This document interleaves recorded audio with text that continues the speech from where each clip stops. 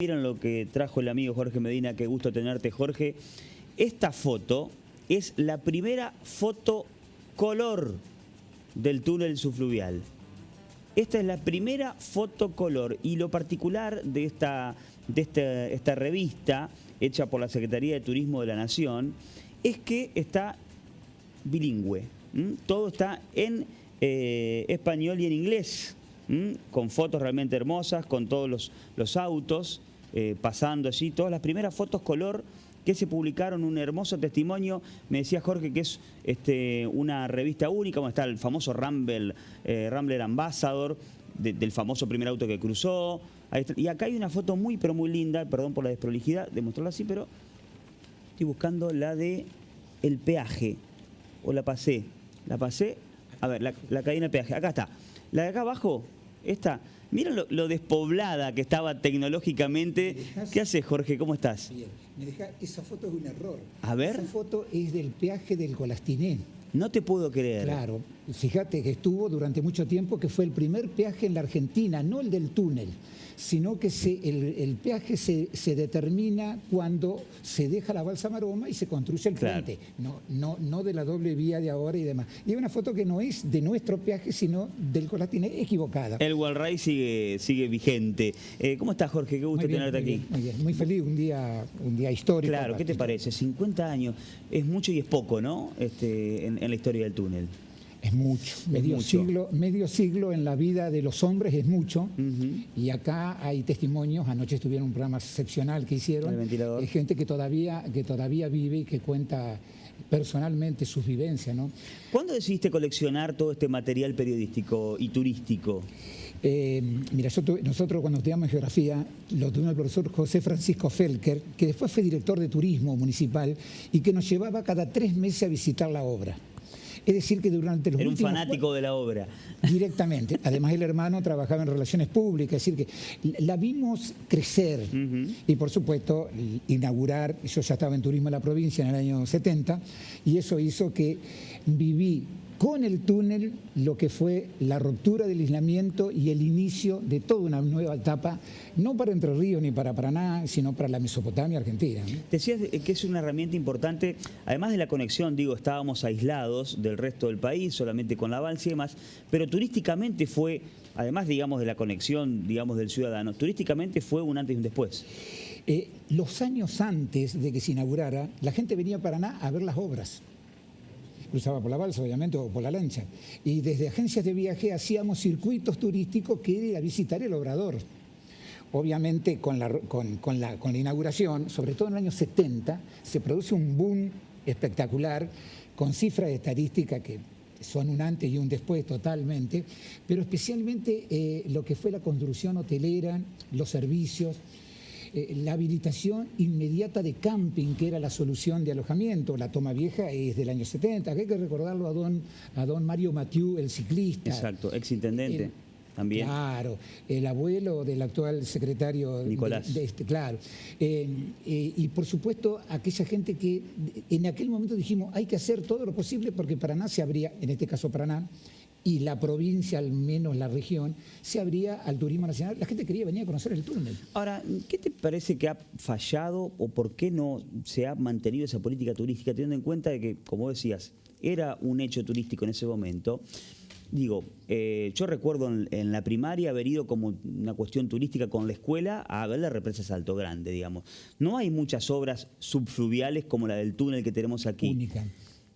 Entonces, ¿por qué no se aprovecha turísticamente como una cuestión escolar también de turismo? ¿Por qué crees que no es...? Yo pienso que se aprovecha. Todo el mundo. ¿Vos sí que se aprovecha? Sobre todo delegaciones escolares van todas al túnel. Yo noto que a veces incluso el propio paranaense, el ciudadano, no está preparado para recibir al turista y decir, miren, acá hay tal cosa para observar. Porque de hecho el túnel lo tenemos tan naturalizado, pero es una obra realmente única para ir a observarlo turísticamente. E irrepetible. Cuando se habla de una futura conexión, sería imposible materialmente hacerlo. ¿Había algún antecedente en Alemania de esto, no algo parecido? No, hay túneles en América y túneles cruzando el Hudson en Estados Unidos. Subfluvial estoy hablando. Ninguno de los 2.400 metros de esto, ¿no? El Hudson es un río mucho más angosto. Claro. Y con las características de este único, además. Los hay en Europa, mucho más pequeños. Los ríos europeos son son comparativamente con el Paraná, son el 30%. Pero quiero decir Sí. que el túnel en sí hoy es una vía de acceso distinta a cualquier vía de acceso. Esa es la ventaja que tiene Entre Ríos. Vos Entre Ríos no cruzás con un cartel que dice comienza la provincia. Cruzás por Brazo Largo, entrás por la represa de Salto Grande, entrás por el túnel. Es decir, es como si son portadas de ingreso a la provincia, diferentes a todas. Hoy hablábamos con... Todos los puentes conducen a Entre Ríos. Hay un dicho por ahí que hemos escrito alguna vez. Hoy hablamos con Danisa, con Rodo, de las cuestiones simbólicas que teníamos de niños. Danisa recordaba, ella dice, yo pensaba con otros amigos de poder ver los peces a través del túnel, cuando decían el túnel subfluvial, o el miedo de que estés pasando y que se rompe el túnel. Eso, hubo temores, problema de claustrofobia. También. Mira, a mí, ¿sabes lo que me causaba? Los primeros recuerdos que tengo del túnel era la emoción de ir en el túnel y ver la banderita Entre Ríos Santa Fe cuando pasa. Decía, estoy pasando de provincia por debajo del agua. No está en la parte más profunda, sino está en el tubo 18, porque las dos provincias que participaron el 50%. Exactamente. Es decir, el TAC del Río o la Vaguada está más cerca de la Santa Fe, por eso el canal de navegación pasa por aquel lado. Correcto. Pero es un hecho simbólico que estén las banderitas en la mitad. Es hermoso. Claro.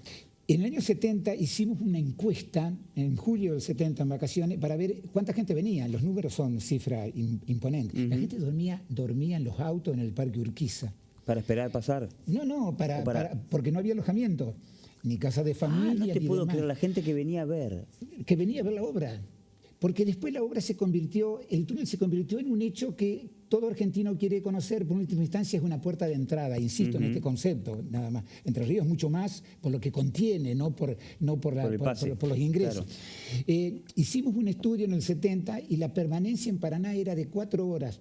Era el parque, la catedral, una vueltita por la casa de gobierno, el túnel y se regresaba. No había más. No es que no había más, sino que era tan potente el atractivo túnel que con obra ya terminada, claro, que con conocerlo era suficiente. Hubo que transitar un largo camino de 30 años para llegar a una ciudad que, tomando un poco tu palabra, te diría que no es una ciudad turística, sino Paraná es una ciudad con turismo, que son dos cosas distintas. Veo dos publicaciones, Jorge, que dice símbolo del federalismo. Y esta, a ver, Juli, si lo podés tomar a esta, símbolo del federalismo, y la otra dice el túnel federal. Digamos, el concepto de federalización respecto de esta conexión vial, ¿no? Es el primer pacto federal que se firma en el mes de junio del 61, donde dos provincias dicen vamos a ser nosotras independientes y vamos a hacer una obra que la queremos nosotros. La única conexión que preexistía en aquel momento era Uruguayana, Paso de los Libres, que es del año 47. Anoche se comentó este tema, lo quiero ampliar un poquitito. En el año 47 los argentinos nos unimos con Brasil y los correntinos, pero sobre el Paraná no había ninguna conexión, porque esta Mesopotamia era tierra, si había invasión había que... Ese miedo de una posible invasión todavía estaba, digamos. Es una hipótesis bastante acertada por los historiadores, no está nada escrito. Pero no en el Vox Populi sí. No cabe ninguna duda. Por eso, como el Paraná es fácil de vencer, acordate que en Concordia se puede cruzar casi a pie por Salto Chico, en cambio Paraná es un río imponente, Uruguay, había que resguardarse del otro lado. Fueron los dos gobernadores, y acá está lo de Silvestre Ben y lo de Don Raúl, como le decíamos nosotros, decir, no, lo hacemos nosotros. Y le hicimos pagando impuestos todos los entrerrianos. También esa decisión porque Nación no le daba bolilla. Entonces ellos dijeron, debajo del río la jurisdicción es nuestra. Los ríos navegables son de jurisdicción nacional. Claro. Y un río está integrado por el espejo, el caudal y el lecho. Es decir, que lo que está debajo del lecho no es de jurisdicción nacional. Por eso tomaron esa decisión. Y por eso es uno de los argumentos el más válido. Pero además el túnel constituyó la integración de los dos océanos. El famoso corredor bioceánico. Que ¿no? hoy está cambiado, porque hoy se puede llegar a pasar por Colón Paysandú, si vas al sur, o podés cruzar por varios lugares. Pero en aquel momento, si vos querías ir del Pacífico al Atlántico, podías cruzar todas las 7, cruzando Mendoza, atravesar el túnel y tomar por Uruguayana, por Paso de los Libres. Es decir, el tránsito vial se concretó por esta obra.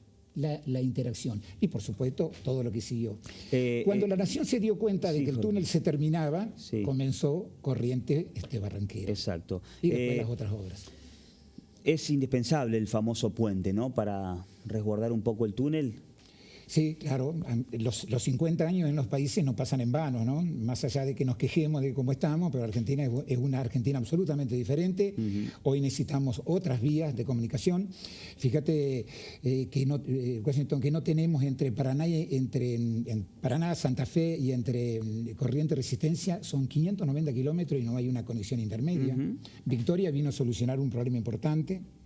Sí tenemos 3 puentes sobre el río Uruguay, en Fraivento, en Colón y el coronamiento de la represa de Salto Grande. Sí, y el tiempo pasa muy rápido, Jorge, porque vos pensás, 50 años del túnel. Del puente, este famoso puente que estamos pidiendo, o como en realidad que se necesita, ya hubo antecedentes en la gestión anterior, en la de Sergio Urribarri. ¿Te acordás que hubo estudio de factibilidad? Exactamente. Después en esta, incluso Macri lo anunció. Bueno, ya pasaron 8 años. El tiempo pasa muy rápido, ¿no? Y está en prefactibilidad Todavía. Es decir, ahí hay algunas dudas sobre el emplazamiento, inclusive que a lo mejor demoran un poco más. Tengo una publicación ahí, tenés una publicación, esa del Diario de los Andes. Y esta también. La de los Andes, esto es, progresan de acuerdo a lo previsto los trabajos del túnel subfluvial. El año 66. De 68. 68. 14 de octubre, no porque lo sepa, sino porque lo leí, Jorge.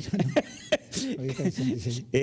14 de octubre del 68, un testimonio de época. Mirá la importancia que tenía para el país, que del otro lado, de la otra costa, Mendoza hace referencia. Claro. Ahí están hablando de alguna manera de esa interconexión mendocina-entrerriana. Lo que vos hacías referencia, de conectar las dos costas. Saca un poquito de plano esta, Jorge, y dame aquella revista. ¿Esta revista qué es? Esta revista es con motivo de los 2 años, el segundo año. Ahí dice abajo, segundo año del túnel. Estamos hablando del año 1971. Acá es cuando el ícono del turismo era el patito negro. El pato Sirirí nace en el 69, 6 meses antes de que se inaugurara el túnel, para tener un emblema. Mira vos, el patito es antes es de julio del año 69. Algún día te voy a traer la historia para que la pase, que está Qué filmada, bueno. inclusive. Y contamos con nuestros compañeros de trabajo aquí. El gramaje del papel, lo que saldría hoy esta publicación, es lo que es durísimo, pesadísimo, que es como una cartulina, ¿no? Esto es un trabajo del Centro Comercial muy interesante, donde justamente habla de la obra como tema central. 2 años, ¿no? Estamos con 50. Impresionante. Estos testimonios de época son muy buenos porque aparte aparecen las líneas telefónicas. Sin el 4, sin el 20. Las publicidades. Acá está, mirá, sí. repuesto hogar, eléctrica, gas y querosén, repuesto hogar. Miren el teléfono. Empieza con 1 el teléfono, la línea de teléfono de Camparaná. En otra revista que la tiene. Miren, el teléfono fijo, mirá. En Alem 321, a 20 pasos de Belgrano, teléfono 18562. Qué loco, ¿no? Faltaba el 2 y después el 4. Exactamente. En otra revista de esta misma característica, meses antes, está la publicidad de la confitería Galici con el alfajor tubo 37, que era uno de los motivos cuando se llegaba al centro comprar una caja de alfajores. El 37 no es un tubo, los tubos son 36, es el mínimo de error que se produjo en el cálculo para hacer el acercamiento total. Anoche lo dijeron muy bien. El de los 2 milímetros, el famoso. Exactamente. Y el tubo 37 fue un símbolo, es decir, se convirtió en un alfajor, que lamentablemente no está más, ¿no? Pero quedan recuerdos y quedan las cajas todavía por allí. Mirá cómo derivó. ¿Vos creés, Jorge, que incluso has escrito artículos, aquí vemos en el diario artículos tuyos, que se puede hacer mucho más turísticamente con el túnel? Sí. El túnel es la obra de infraestructura única y irrepetible en la Argentina y en Latinoamérica. Es decir, que todo el mundo que quiera mostrar algo que no lo ve en otro lugar tiene que venir a Paraná, Santa Fe, a ver el túnel. Y sobre todo mostrar lo que es la Argentina del año 69, cuando trabajó por primera vez el láser, cuando revistió con fibra de vidrio los tubos y no con laminados de acero, la primera vez que se usa la fibra de vidrio, cuando se trabajó con una isla flotante, estuvo muy bien expresado en todas las notas y demás, cuando se trabajó con 2.000 personas, cuando se hizo un dique seco, que después deriva en la Liga Naval Argentina y hoy es el Club Náutico. Exacto. Eso hay que recordarlo, porque ahí estaba el dique seco. Porque no se inutilizó, sino que hoy tiene un uso también turístico, porque cualquier embarcación puede llegar y quedar en guarda. Sí, porque el amarre es libre en ese sentido. Porque claro, con un canon mínimo. Exacto, además. claro. Es decir, el túnel... Digo, no es que libre, sino que no te lo pueden prohibir el amarre. Es mucho más que una obra en sí a visitar. Es fundamentalmente la obra de la Argentina.